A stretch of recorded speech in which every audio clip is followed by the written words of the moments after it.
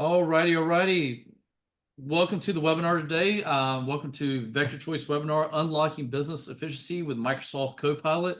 We're going to give a few minutes here, or not 30 seconds. I'll give you 30 seconds here to let everybody dial in to get comfortable. If you guys have any question at all while we're going through this, feel free to throw in the Q&A, or you can also throw in the chat, either one, and ask us those questions, and we'll be glad to answer those as we get kicked off. Mike, good to see you, sir. Thanks, man. It's like only 30 we see each minutes. other every day. I know. The first time I've seen you on a webinar lately. It has been, yeah. We've not done the joint webinar for a while. Yeah, that's true. That's true.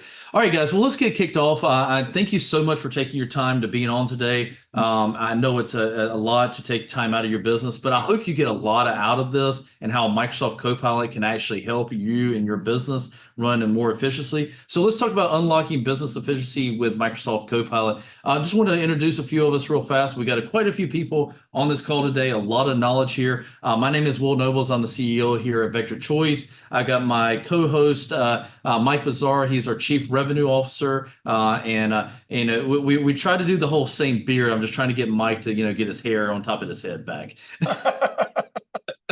It's all the stress. It just keeps losing more and more, I think. So I just keep getting grayer and grayer. I'm more aerodynamic this way. Okay, fair enough, fair enough. And then our panelists, we've got Bo Dickey, which is our Chief Security Officer here. We got Caroline England, which is our Strategic Account Manager. She's going to be talking, helping us today, how she uses it in the day-to-day business here at Vector Choice. Bo's going to be talking about the security aspects of things. And then we got a special guest today, Austin. Austin is a Microsoft Solutions expert, and he's going to be demoing Copilot with you guys today and helping us talk through everything Copilot related and answer any questions that you guys might have.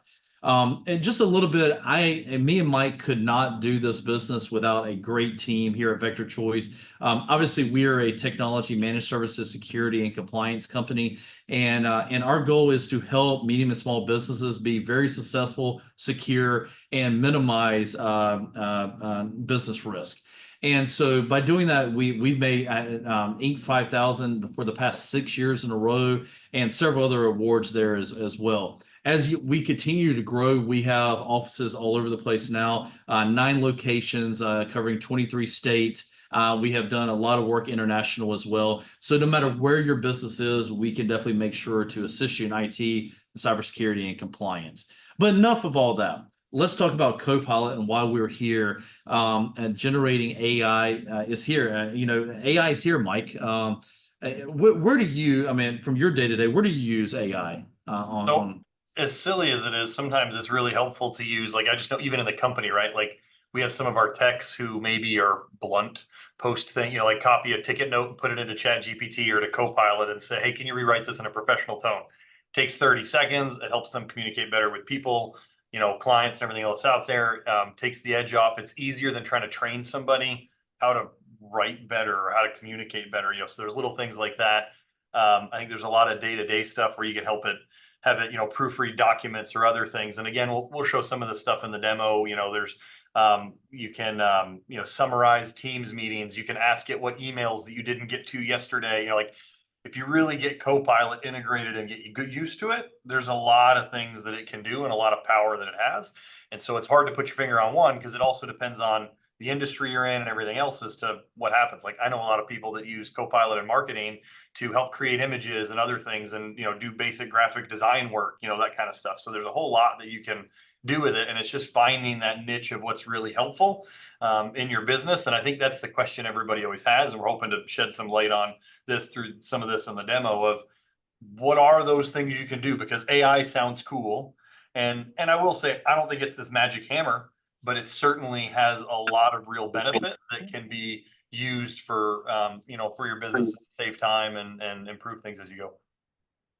Yeah, and I use AI just because I do so many PowerPoints, so many speeches, so much writing.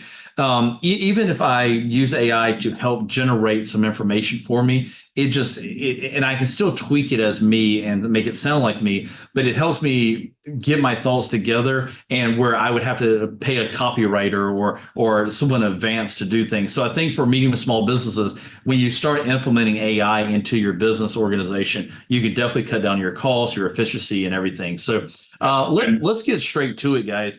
What is Copilot? So Austin, explain to us, what the heck is Copilot? Yeah, so Copilot fundamentally is not really a product. And I think that's where Microsoft confuses a lot of people. Copilot itself is actually a brand name, much like Entra ID, much like Power Platform, much like Dynamics 365. It's a brand that represents a suite of products. And that suite of products is Microsoft's large language model, generative AI products. And the difference between the different Copilots is going to come down to the data set. Because fundamentally, if we strip back all the marketing, all the facts and figures, Copilot is really just represents a suite of products that allows a user to interact with data that they have access to via human language. What data they're interacting with is going to determine which Copilot they are going to choose for that given task, for that given project. And so it's just a suite of tools that allows a user to interact with data via human language, asking questions, getting answers, no code, no query, no command line, just human language. So can Copilot and an AI in this case involved, or if it's basic questions that you're always asking, does it start learning that and how to address those the things that you're always asking it? You know, this is where our preconceived notions about AI as we've previously known it infiltrates the way that we're thinking about this brand new version of AI. And so you would think that I'm interacting with an artificial intelligence. The more I interact with it, the smarter it's going to get at interacting with me. But that would be taking the machine learning direction of AI, whereas GPTs, generative AI, are built leveraging large language models, which come as a pre-trained, pre-fine-tuned solution out of box product. And it only iterates when the company scales up data and or scales up compute, generates more IQ points, does research and development to see what the capabilities emerged from that, because they don't know. And then provide extra guardrails of fine tuning to ensure that it aligns with the use cases and general audience and purpose of the product. Then it gets released and integrated. And so it won't actually get to know you better. It will just get better at listening to you. The smarter it gets as Microsoft and OpenAI scale up their compute and data resources. This was definitely created by a woman because you know how women have to deal with men. Sorry, guys. No, one of the interesting things, though, I think even in search functionality that often gets overlooked of like some of the power of some of this AI and other stuff is that you can have a conversation with it. So an example I always use, and this is for schoolwork for my daughter, but she had to write a thing on Sally Ride, like a 5-minute presentation. So literally just ask ChatGPT or Copilot, write this presentation. Okay, make it a little bit longer or a little bit shorter, because when she read it, it took too long. Hey, make it like a 7-year-old wrote this, and it rewrote it dumbed down, right? And so what's interesting is you can take, whether in work, take a data set and say, hey, rewrite this or do this. Okay, now do this. Okay, now do this. And we're so used to like a Google search where you have to have the right terminology to get to the data. Then you have to manually basically search through the data, where there's a lot of this stuff with some of these AI models like Copilot, where you can interact and keep, hey, I need you to do this. We'll make this change to it. We'll make this change to it. And you don't have to go back and re-explain it. You just keep talking to it. That's what they mean, I think, when you talk like human language. No, that's not what I meant. I wanted this instead. No, I need you to do this to it. And that's where it can get really interesting, because you can interact with it more human-like than you're used to a lot of the time. Exactly. And just to quickly add to that point, not only can you interact with it and have a conversation with it, you can dictate its expertise, its role, how it looks at what you're asking it to do. So you can really feed it as much information about what you're trying to do in just the language that you natively speak. And it, through its ridiculous amount of data training and creation of weights and transformers, has this static map of meaning of the human language for writing, and it can very eerily, through text prediction, correctly figure out the right string of words that will get to what you're asking it for and will make you happy. Because those are like the two big core technologies within any large language model. Is it wants to guess the next word, and it wants to make the user happy by guessing the next word. I'm telling you, written by a woman. So guys, here's a slide here about Microsoft 365 Copilot. And this, I think this was the internal Microsoft team that was assessed here between sales, IT, engineering, and marketing, and some of the results. Also, you want to talk a little bit about this slide? Yeah, and so this is this slide is a representation of a really sneaky way that Microsoft went about testing to see how impactful and valuable Copilot was to the day-to-day workflow of the users internally.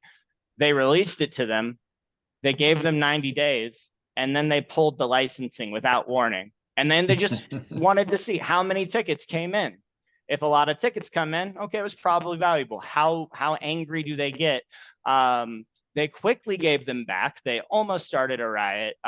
It was a crazy thing, and I think that's really reflected here in this slide deck. Once you learn how to utilize generative AI and you start learning how to adapt your workflow to it, it's almost like it's creating a small shift in thinking that opens up all of these orthogonal things that you can now do that were previously bottlenecked by a skill set, an expertise, or another human being. And now with Copilot, you can manufacture that skill set and expertise, and you can get to bringing your ideas to life sooner. And it turns out that that's going to make you more productive. It's going to make it feel like your work is more important because you're actually figuring out interesting solutions to solve your challenges. You're able to stay in the flow more because once you have developed a strong prompt to help automate a certain part of your workflow, that is just a copy and pasting repeatable thing. And you're able to continue working through the day, spending less time on mundane tasks. That's what we're looking to help automate and reduce the amount of time spent. And that leads to an increased value of the work being done. Less time searching for information, more time actioning information, making meetings more efficient. We no longer have to live in a world where anybody takes notes by hand anymore, ever again. We just set the transcript to turn on, and then we can use Copilot or generative AI to transform that transcript into very detailed meeting notes that we can ask even more nuanced questions about the data in there. And so more time, more efficient in meetings. You are able to spend less time processing emails because we now have the ability to summarize and get quickly caught up. And then that just also in turn leads to an increased value by role and function. We're looking at saving time, but not just saving time, saving valued time. And being able to calculate, I spent this much on my license, $360. It's a finite cost. I invested an hour of my time into a prompt, finite cost. That took a task that used to take 2 hours to 30 minutes, finite gain. Multiply that out, and you're able to really do some crazy things here. And so also let me ask this question here. It all sounds great, and I know we're going to get into the demo here in a little bit, but it all sounds great. But people changing their habits or having to add something new into the world and learn something new, how much overhaul is it for a user to learn this if they want to turn on a Microsoft Copilot? Yeah, I would say that you're gonna see a little bit of a productivity dip before you see a productivity gain, but that is coming from figuring out where in your day-to-day workflow does Copilot and generative AI provide you the most value. As you work with the tool, learn how to use it, that identification and then automation of those tasks get implemented, And that's where I really see that this small shift in mindset comes into play, that just people go about their workflow slightly differently. Not wholeheartedly and not 180-degree turn, but I think of it as like more of a 2 to 3 degree shift in just the way you think about things. And suddenly, with that 2 to 3 degree shift, that may take anywhere from 30 to 90 days to play with the tool and get used to using it, you will just unlock all of these additional things that you can now do only because the tool and your abilities to use it unlock that ability. Yeah, fair enough. Right, fair enough. So let's talk about, are you ready for Copilot? Are people listening here today ready to actually start using Copilot? What is your organizational goals for AI, right? And you might not still don't understand AI, and hopefully we'll get more in depth. Obviously, in the demo, we'll get more in depth today about Copilot. But where does AI fit in your business? I know here at Vector Choice, and I would love Mike and Bo to actually speak on this as well, where we're using AI to control ticket flow and move tickets around, data, so we can better serve our customers on response times and stuff like that, where you don't have to say, I put this ticket in 3 times already. Why are you asking me this, right? So, AI is helping us with that. AI is helping us with marketing and sales approach and stuff like that. So, I mean, Mike, Bo, any, for if someone's looking at setting their goals for using AI, where do they start? Yeah, I mean, I think again, I think this is the part that's almost, I don't know where to start, and it feels overwhelming. So I think a lot of the time it's simple things, right? And we'll hopefully get into some of this, but like, can you summarize a document that you might have had to read 20 pages of Word document, and you can summarize it and pull out, major things. Like Austin was saying, you have a meeting like this, let's say, and it's in Teams, and you remember that somebody said something about something, and you can ask the AI stuff, hey, Will said something halfway through our meeting about XYZ, and it can go look for that stuff. Excuse me. And so I think there's a lot of things like that that people start to find as they get into it. How do I do this calculation? How do I do that? Here's my idea. Make a PowerPoint. Excuse me, I'm going to mute here and just hack this. Yeah. So what he's hacking there. Here's a question here that came in, and this may be from Austin and Bo that can answer this. Can staff turn on Copilot on their own, or does the organization have to enable it for the staff to use it? Yeah, that is a good question. The only way that an end user could enable Copilot for themselves is they had the ability to go out and purchase a Copilot license, as well as the access to then go into the admin center and assign it. Short of that, there is absolutely no way that a user is generating any type of access to Copilot. When it comes to Copilot for 365, the one that has access to your internal environment, Copilot for web, however, they likely already have access. Anybody with a bundled Microsoft subscription that gives them email and applications, Teams and SharePoint, you have Copilot for the web. So that's something they could go use right now. It's just default on for them. But when they're signed in with their work credentials, anything they put into that system and anything that is returned back is containerized to your environment and then deleted after the session ends. So there is no history of anything that the user did that could be exfiltrated on any side of the business to use that information against you or steal any IP or any kind of nefarious things that we've seen with some of the other models. Yeah, so for our customers that we manage with 365, we would be able to turn that on, and we can turn it on for individual users and not for everybody. So there's options for that as well as we're managing that, and we can get more in. We'll be getting more into that as well. We got a question here as well. Why Copilot versus ChatGPT or BrandX or any of the other ones out there? Austin, and I want Austin to answer, but I want Bo to answer that as well. You want me to go first? You want Bo to go first? No, good, Austin. Okay, so to me, ChatGPT versus Copilot versus Gemini versus Llama. ChatGPT is a product by OpenAI. Gemini is Google. Llama is Facebook. All three have a consumer version of the solution out there that you can pay a subscription to. All three in their terms of service, if you dig deep enough in, Because I have a ChatGPT 4.0 subscription. I use it because I like to use it for personal things as well as to compare to the other models. But if you dig deep enough in those terms and conditions, they do clearly state that there are some situations where they may sell or give away your data and they will not notify you. And fundamentally, that eliminates those options for me as a commercial offering. Personal use all day, but as a commercial offering, Microsoft has the data and protection in place that anything you put into the system, anything you return, it's all containerized to just your environment.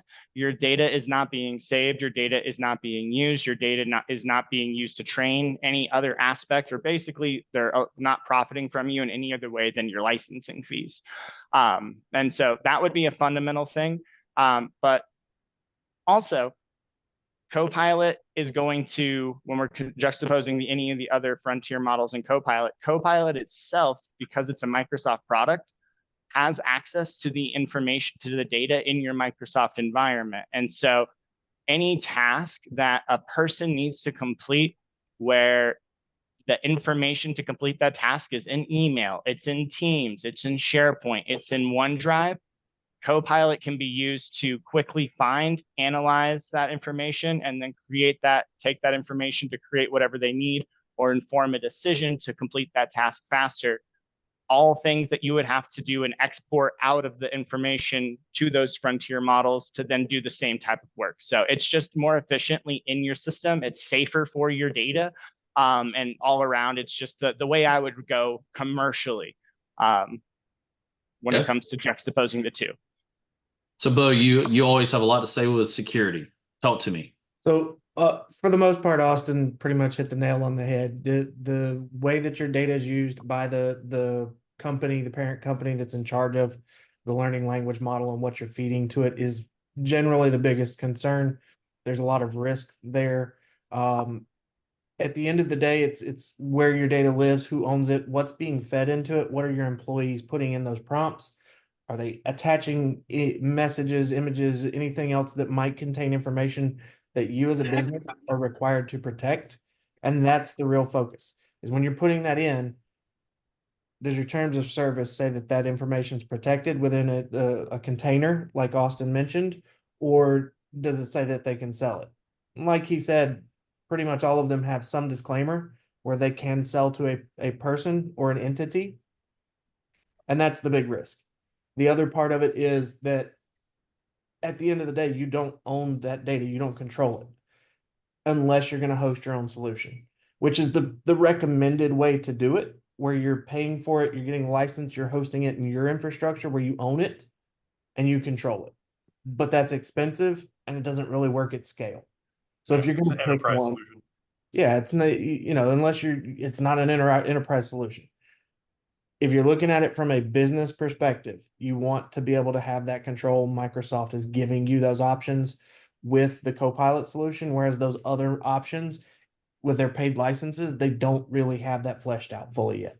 Yeah, and you certainly don't want to go paste in a financial document and a language model that you don't like. At least, as Oz said, at least in the Copilot you're paying for, it's containerized in there and it's done when you're done, and it has access to that data that's in your system anyways, because it's got walls around it, and that's what keeps it safe. So, what really amazes me is looking at just the screen alone, and the talk is totally different about IT these days, right? I mean, 10 years ago was, are you going to answer my call? Are you going to fix my computer and my end user issues? And now where technology, cybersecurity, compliance, AI has evolved into technology is your business strategy, your business solutions that runs your world, and make sure it's secure and stable is huge. So it's crazy how over even just a quick 10-year period, the conversation has definitely changed a lot when it comes to tech.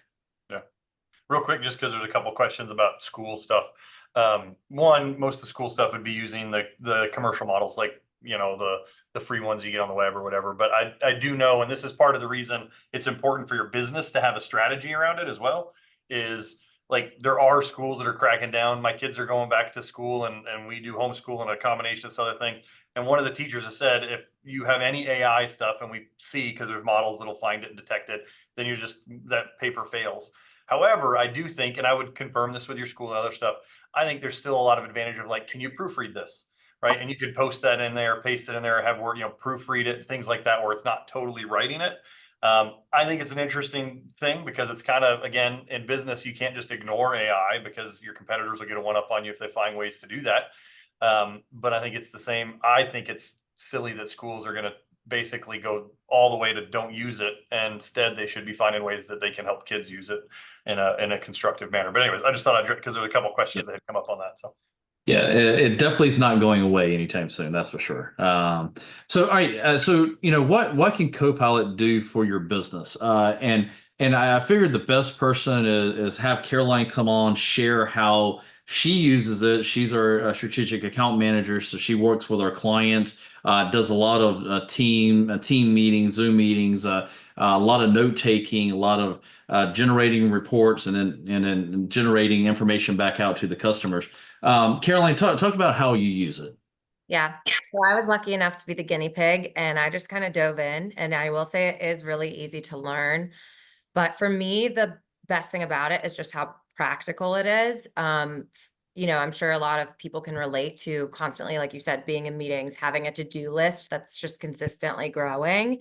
And a lot of times what was really hard for me was just things that weren't urgent, like say sending a recap or putting my notes together in a cohesive way. I would just kind of put those down on the to-do list because something would keep trumping it. And what this has allowed me to do in a couple of different things, for email, for example, I know Mike touched on this briefly. I am also running 1,000 miles an hour at all times. So for me to be able at the end of the day to say, hey, can you please look at my unread email and give me a to-do list or follow-ups based on what I haven't been able to get to today?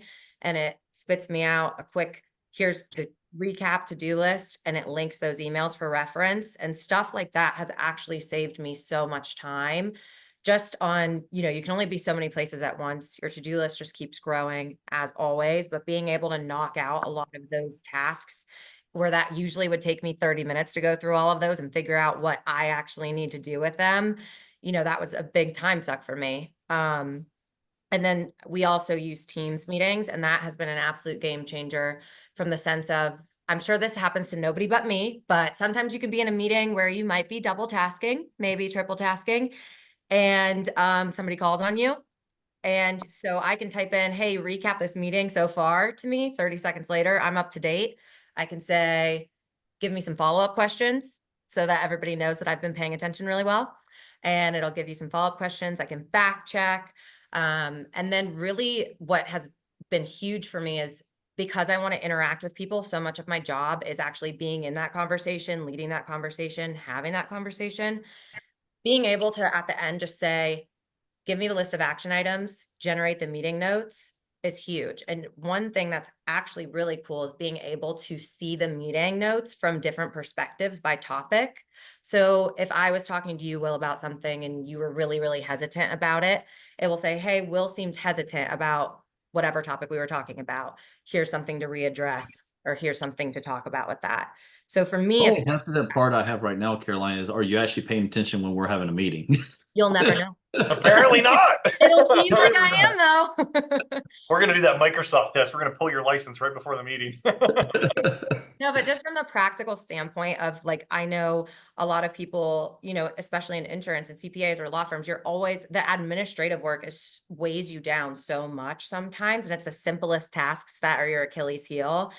And for me, that's what Copilot has totally game changed with, at least in my world. And I think I've seen people do stuff, like here's a few examples, right, that you've got up there, right? Review a PDF and summarize it and other things. And I've even seen people use it to create like HR or other documents. What I will say, and I would say this very carefully, is review those, right? Because there's that example of that lawyer that said pull case law and ChatGPT made it all up, right? Like none of it was real. So he went to court with case law that was absolutely fake case law. But what you can do is say, hey, I need you to make this form. And Austin, we get to us, Julie had asked as well if we could do a little bit more about like PowerPoints and some of that stuff, because I think there's some of those as well where you could say, here's a bulleted list, like brain dump out in a bulleted list. Now make that a document, or help me turn that into a presentation, or those kinds of things that AI can really help with to save you, again, that kind of administrative time. And like, how do I wordsmith this? Like, I just want to lay my bullet points down and then create a document out of it, you know, those kinds of things. And that's the stuff I can be really, really good at. And I was Uh, gonna add really quickly, just in the Teams chats, like I know a lot of us probably get into group chats. You can also have it summarize what everybody's talking about. Cause I'm one of those where I'm in a meeting and it would take me 17 hours to catch up on what's been said since then. So that's also just been a really practical use case for me is, hey, what do I need to know by this point? So that was, from a different perspective, I have to write a lot of policies and procedures, and that's an arduous task when you're doing it a lot. So I will use the Copilot and other AI models, and I'll use multiples to get different perspectives from the different language models, but I'll use it to write it. But the part that benefits me the most is it gives me the structure, it gives me the wireframe of a place to start, but then it's iterative. So I can continue having a conversation with that AI unit and improving the output each time I see something that I want changed or affected. And that's the piece that drives the best use case for me is I don't rely on it for email and Teams and meetings. I have a lot of meetings that have to be confidential because we're talking about vulnerabilities in an environment. I can't record those. So those benefits aren't as available to me, but there are other ways I do use it. It does come back into the organization. Yeah, mention that, Bo. Let's talk you and Austin. Let's talk about the written checklist, right? Are you ready? Is the security there? So let's talk about the are you ready checklist here. Austin, I'll let you cover that, and then Bo, I want you to cover the next slide on security and privacy concerns. So Austin, talk about this a little bit. Yeah, and so I mean, if we're going to have a serious conversation about adopting and enabling an organization for generative AI, there's some things that we're going to want to do. First and foremost, we're probably going to want to think a little bit about putting pen to paper and writing out what your company's appropriate use case of AI policy is. What tools are we going to recommend? What tools are we going to provide? What tools are we going to prohibit? What data within the environment is going to be allowed? What areas, what will be prohibited? What will be, and what will be the consequences for being in violation of these policies? That is going to be very fundamental. But within crafting that policy, we will then start figuring out what tools and solutions we want to use. And we're going to need to arm our people with the secure AI-powered tools. From there, there is going to be a standardizing on M365, which is going to unlock a lot of information about just data in the environment, as well as doing some security and compliance work to ensure that the data is secure, the users are secure, and the data is accessible only to the correct. And we're going to codify that with the with organizing sensitive business data and proactively securing and protecting it, determining who can access it, who can use it, who cannot, codifying all of that with information protection, security group membership, and information barriers. And once we do that, we're ready to put rubber to the road. Yeah. So pretty much, okay, now I've got everything. I'm ready to go. I've got everything I need. I got the license. Let's talk about the security. I mean, Bo Austin mentioned, there's new documents now, part of a handbook. You've got to talk about how it's going to be secure. What are you able to use? What's the penalty if you use it incorrectly? So Bo, talk about the security aspect of it. So as Austin mentioned, from the security aspect, the data privacy, what information you and your employees are feeding to the model, what you're having it analyze or summarize, what conversations you're recording to get those nifty meeting notes. Some of those things you can't share. You have legal state and federal obligations to protect. You have compliance that come into play that say you can't share that outside of your organization, or you have to control it when you do.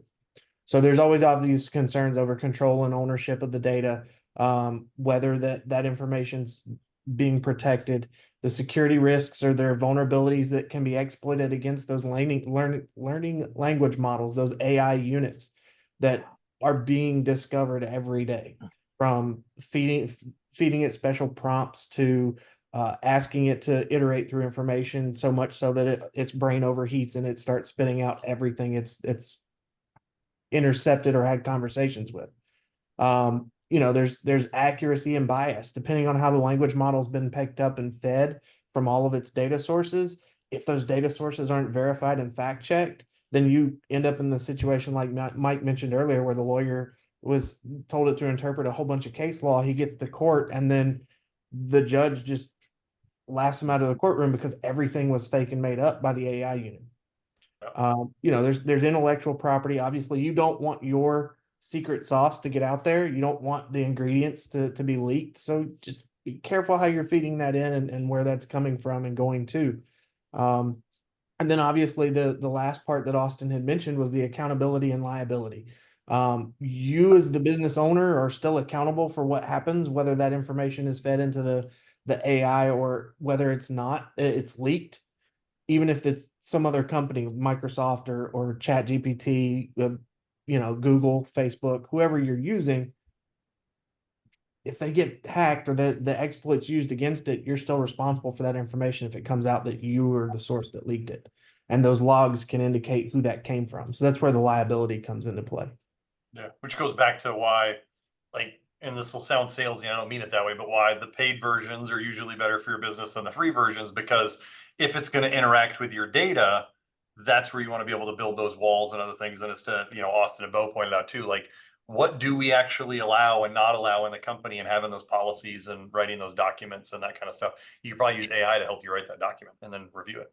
But, those are the kinds of things I think from the security perspective, because people just want to dump everything into it. Again, if you're writing a random email to somebody, hey, reword this collections email, you could use anything for that because it's probably not got anything crazy in it, right? But even that, if somebody knows that you owe money and they've hacked a thing, they might go try to send fake invoices and other things. And so that's why you want to, where you can control it and keep it in a model that is not as publicly accessible, that kind of stuff is certainly a benefit, I think, and needs the planning.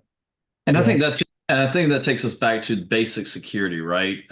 Changing your password, have multi-factor authentication. There's got to be layers of security, because AI is just the engine in the back end looking at all your other data. But if you have the front end of things, just basic logging in to the Microsoft portal or whatever you're using, you've got to have that security in place as well. So Mike, good point there.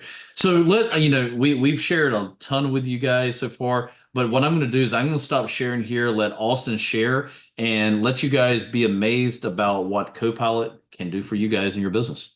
And Austin, if it's possible, just because somebody asked, I don't know what you got in the demo of all of it, but somebody was asking if you could do a little bit around PowerPoint and how do you craft a PowerPoint with Copilot. Absolutely. Are we seeing my screen right now? Yes. Perfect. So as you'll notice, I'm just in the Edge browser. This is my personal favorite way to interact with Copilot, but there are a number of ways to interact with Copilot, both globally and then more individually within the individual Microsoft products that have the Copilot button. But I always like to start with just opening up the Edge browser. There's this little Copilot logo in the upper right-hand corner. If you are signed into Edge with your O365 work credentials, you will notice that there is this little green shield of commercial data protection. This is the canary in the coal mine that tells us it's okay to put information into this system. Anything that I put in here is going to be protected by Microsoft, and anything that it returns to me is going to be protected by Microsoft, and all of the data is going to be deleted. There is no history when we're in Copilot, at least for web. And that's what you'll default to. Copilot for web is Microsoft's large language model product that allows us to ask questions of the known internet that is the data set. Whereas we have this toggleable work option that switches over to the $360 Copilot for M365 licensing, that it now starts to allow us to ask questions about the information in our tenant. We can see that there are some pre-built prompts here at the top to get us started. There's a little prompt library here below. And if we click see all prompts, that's actually going to navigate us to Copilot Lab, where we can really start to get familiar with at least what Microsoft sees are some of the most common out-of-box use cases for Copilot, just to kind of get you thinking about how to interact with it. And Austin, and I want to interrupt you real fast. Since you threw the cost out there, how much is it? And that's $360. Is it $360? Yes, $360 per user per year. It is only available as an annual commit paid up front right now with Microsoft. Okay. We're hoping one day that it's available as annual Monthly. paid monthly and just straight monthly. Does that change with nonprofit pricing? Do you know? Right now, I think we asked Microsoft that does question not before. Yeah. have a nonprofit version. So any nonprofit would have to purchase the commercial at full cost to take advantage of it. They would be allowed to do so. Microsoft just hasn't created a nonprofit. And they also, for education, they have not discounted it. It is the same price. It's just built for the EDU SKUs there. Yeah. And keep in mind, because kind of like you're saying, in terms of monthly and what comes, when this first got released, you had to have over 300 seats. You had to pay for it all up front, and it had to be for every user in your tenant. And now they've come back and said, okay, we'll open it up and you can buy it for only the users you want. But while it's marketed as $30 a month, to Austin's point, you got to pay for the whole year up front. And so that's where that 360 comes from, is it's $30 per user per month, but you got to pay up front. So 360 per user, but that's the annual license for that. And that's anyway, so. Yeah, exactly. And I think some questions that we'll probably ask is those license transferable? So let's say an employee, Mike leaves the company and then Jane Doe starts in Mike's spot. Can we reassign those Copilot license? Yes, absolutely. It is just like any other Microsoft license. It is per user and can be swapped amongst users without any issue. You're only going to be locked into the amount of licenses. Who's using them is completely changeable for you. Okay. All right. So also go ahead. I knew that those questions would come up. No. You're all good. But I was just about to yep. I was just gonna say, everybody's putting questions in. We'll get them as we go, so don't think that we're skipping over them, but we'll get them. One of them that somebody asked, since you have the screen up, is they said, can you go show the initial step of how you pulled up this view after the green shield? Okay. Yes. So the way I pulled up this view after the green shield is we're in the Edge browser. We click our Copilot logo in the upper hand. It'll usually default to Copilot for web. That's where we can see the green shield there. And then we can toggle to Copilot for work, the paid license that has the ability to look at the information in your environment. And we can see that by looking at this prompt where it's help me prepare for a meeting. We can see that there's a drop down of meetings. This is my live calendar, my live Teams instance here. And so I can click into, let's see what it says for Copilot and Coffee. That one's a very safe one. That's just a fun call that I have with my counterparts once a week to discuss our findings in AI and share our ideas over coffee in the morning. So help me prepare for Copilot and Coffee. We'll actually see. I've never actually ran this prompt before. It's always fun to do some stuff in real time. And okay, that's an important thing to call out with a live demo that with a new solution. Sometimes Microsoft does see that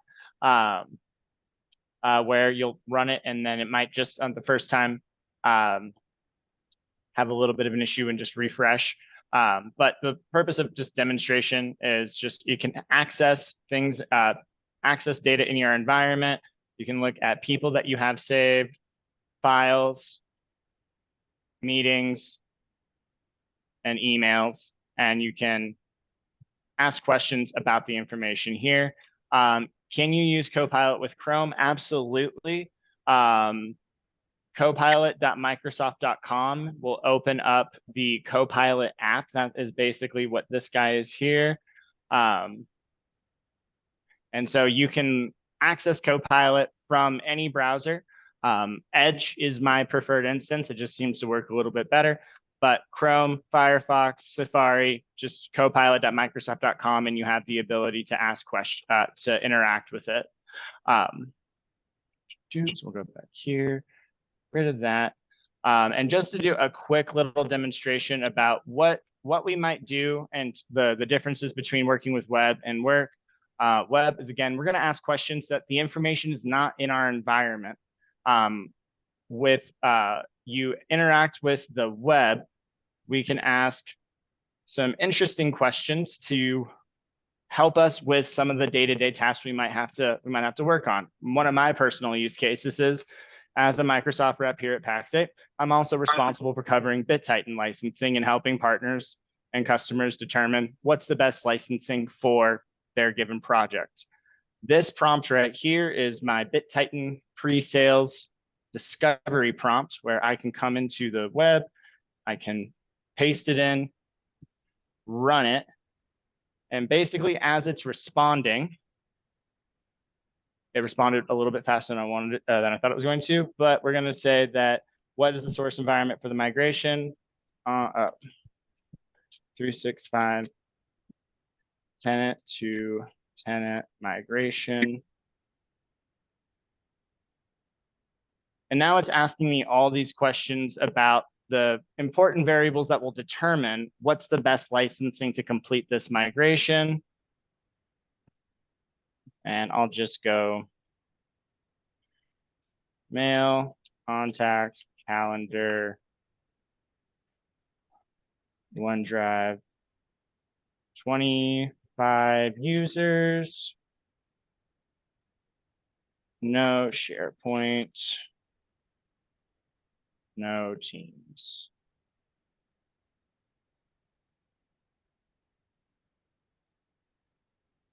So this would be something that somebody could use, again, like if they have a pre-sales meeting with people or other things, and you could kind of build those scripts where it might ask a question. So I don't know, some people are like accounting, they could say, you could build some scripts and have it ask questions and fill in some prompts. And again, it'd be something to test around, like if somebody's coming in, you got to ask these kinds of questions, and it might give other ideas on things to ask to figure out their tax situation. Again, you don't want to put tax and financial information probably in here, but just Wouldn't do that. here is you're just trying to ask that. Do you know if, and I love this demo of it as well, but like some of the stuff I know, because Caroline has just mentioned it as well and has talked it up to some of the people that are on here, of like some of the Outlook recaps, Teams recaps. Somebody had asked about PowerPoint, any of those kinds of things as well that we can kind of make sure. I'm just trying to, because we got about 13 minutes and I'd love more questions. I gotcha. But I just want to showcase that there is a functionality for the web. It exists. You can use to ask questions of information you don't have. But yeah, once we toggle on into work, we can now start asking questions about information that is in our environment, such as emails, such as Teams meeting transcripts. Can you please catch me up on? So can you please catch me up? And I'm going to go over. All right, Copilot. It's refreshing on you. It's refreshing on me. Please generate. Awesome. While you're typing that, what's the difference in using this version? Because I guess, like I said, I was the guinea pig, so I was just watching TikToks on how to use it, to be honest.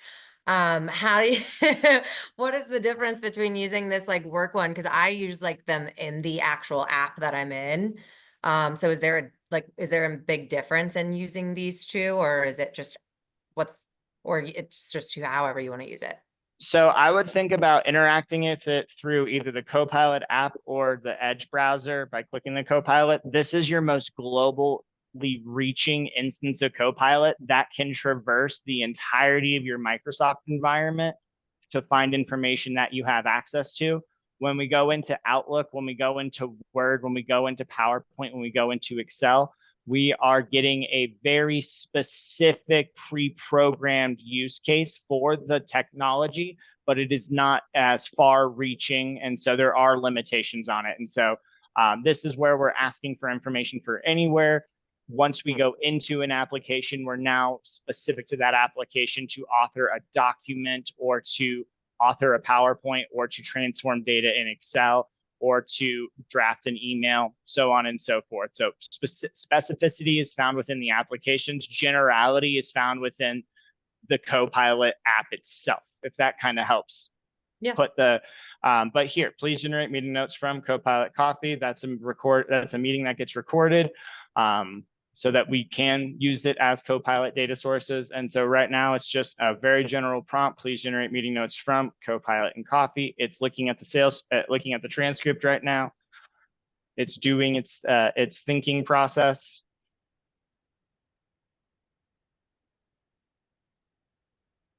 And here it is, giving us a high level set of notes of things that were discussed by who about what we talked. And when we're working with this part of the application, we can ask questions about emails, we can ask questions about documents, we can ask questions about Teams transcripts, and we can use that information for analysis and then transformation into new content. And so with that, And I think while you're doing that and clicking around, I was gonna say, one of the beauties, I think, of some stuff like this is you could recap a meeting that maybe you missed or other things, and you saw that took 30 seconds. Instead of going back and watching an hour meeting and trying to get the recap, you can go, hey, here's the recap for everybody who missed it. And it's just spitting that stuff out pretty quickly. yeah, and so real quick to the Lawrence's question there, what about accuracy of info? The cool thing about Microsoft Copilot is that it provides citations most of the time, especially when you're looking at an answer. So clicking here is going to pull up the actual what you should just taking its time. But it'll pull up the Teams itself where I can go and look at the transcript. And I just open the actual Teams app, so not worth showing that. But it does provide citations. And so that's one of the ways that Microsoft gets around hallucinations is if you can't cite it, you don't say it, as opposed to some of the other models that may not. What do you mean by hallucinations is when it's just making up case law and everything Yep, else. Like, exactly. You didn't find it. Now, again, I would always say, especially legal, financial, those kinds of things, that is going to be double check it is what I would just generally say, right? Because you just don't know. That's where you'd want to double check it till you can trust the data better or whatever. Just because I think it's better. Like if you make an HR policy, it might think that it's citing something that's real HR policy, but it's a random website that's wrong, that kind of thing. So that's where you'd want to double check through those things.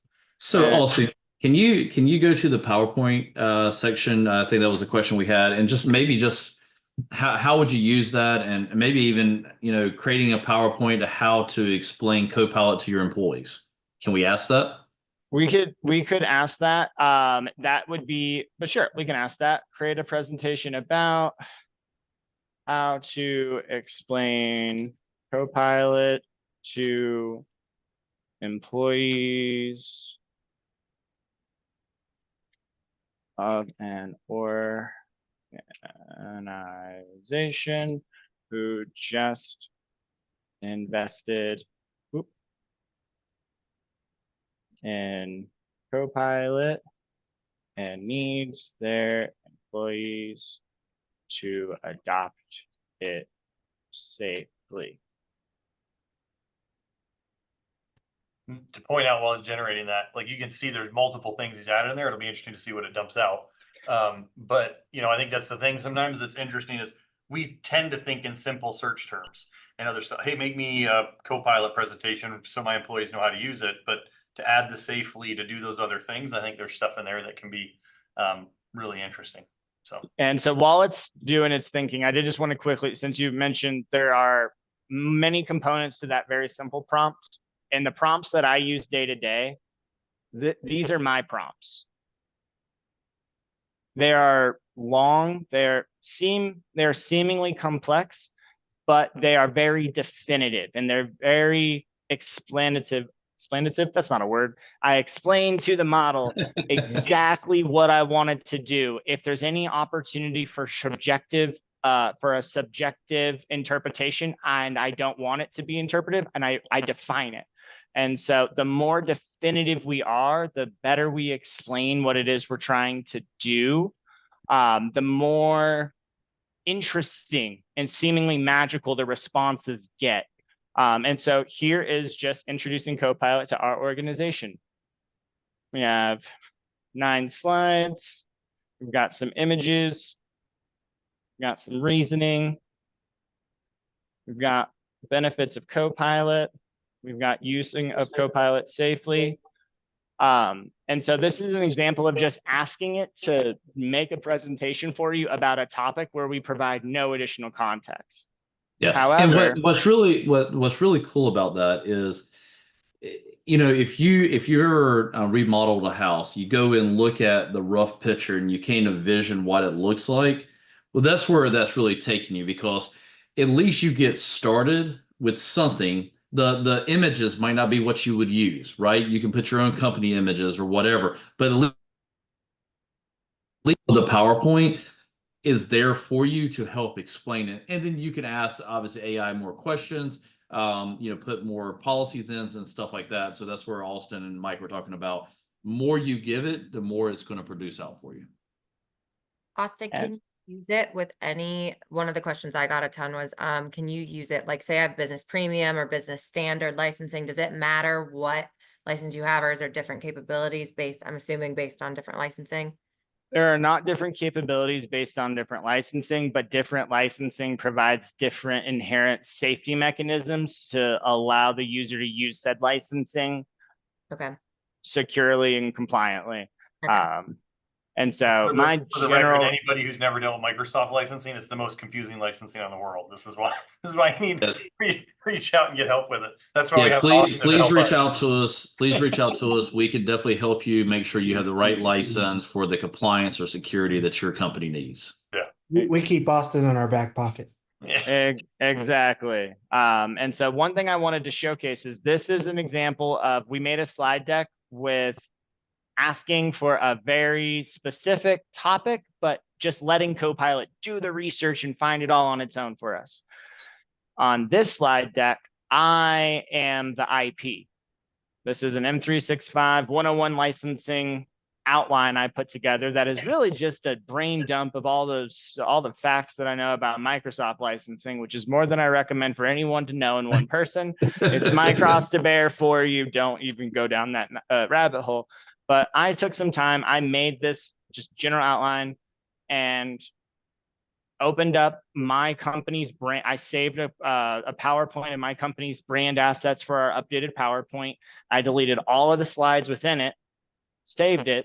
And now anytime I come in, open it, create a presentation from a file, I get a slide deck that is, at least, it's not perfect. There's a lot of black here. I don't know what, and so this is why demo on demand. Black text. If it's what problem? Yeah. Haha, we found it. It's black text.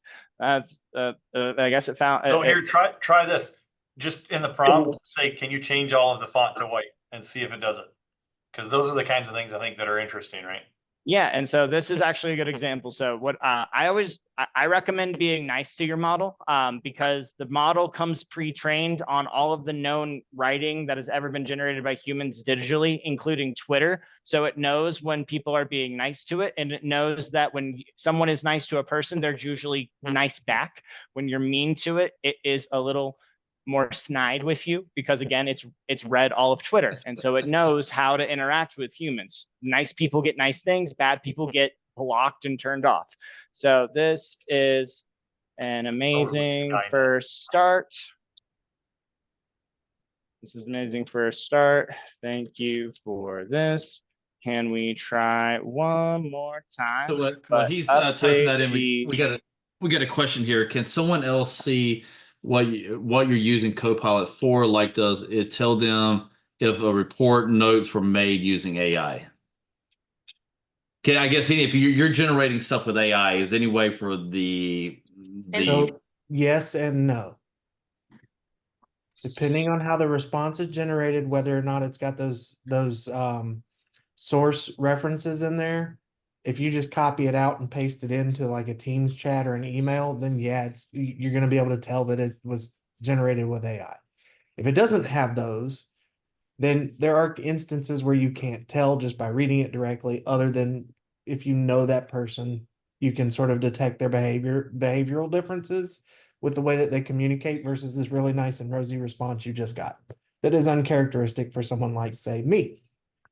In Teams, I know that was a question that came from some of the clients, was like in a Teams meeting, it will say, hey, this meeting is being transcribed, because I was curious if people knew that I was using that to take my notes. So it does let them know this meeting is being transcribed. And I think it came from a question we have in chat that, does other people have to consent, but the Teams meeting will pop up and you're consenting.